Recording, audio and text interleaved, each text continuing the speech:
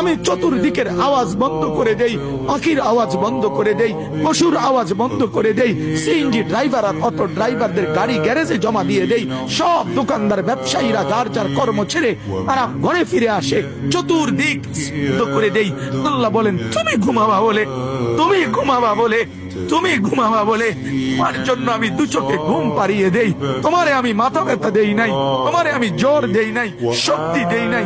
আজকের রাত এই জ্বর সর্দি থেকে মুক্ত রাখছি, তো আমি আল্লাহ তোমাকে ঘুম পাড়াবো বলে তোমার মা অসুস্থ, বাবা অসুস্থ, ছেলে অসুস্থ, স্ত্রী অসুস্থ, যদি এমন বিপদের খবর হইতো তাইলে তুমি ঘুমাইতে পারতা না।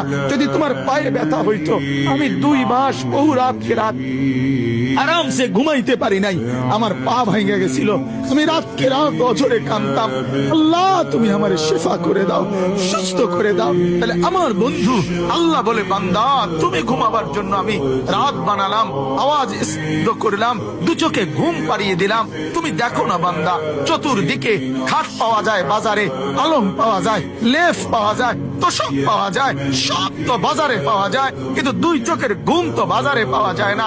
আমি ঘুম পাড়াই, আমি ঘুম পাড়াই, আমি ঘুম পাড়াই, আমি ঘুম পাড়াই। তোমার মা ঘুমায় যায়, তোমার বাপ ঘুমায় যায়, তোমার স্ত্রী ঘুমায় যায়, তোমার বন্ধুরা ঘুমায় যায়, তুমি যেই নারীকে ভালোবাসো সেও তো ঘুমায় যায়। আমি আল্লাহ আমি জেগে থাকি।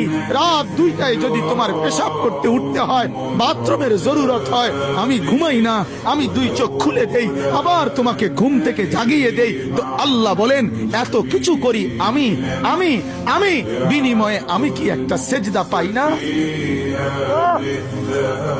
এই নাফরমান সন্তান, এই মুসলমানের ছেলেরা যারা ঢুকছো এখন, বলো তুমি মুসলমানের বাচ্চা কিনা? মুসলমানের বাচ্চা যদি হয়ে থাকো, কেন সেজদা করলে না? কেন 1 প্যাকেট বিরিয়ানি খাইতে আসলা? কেন আসলা বেটা? লজ্জা লাগলো না বেটা? এই বেটারা কেন ঢুকলি বেটা? নির্লজ্জরা ঢুকলি কেন?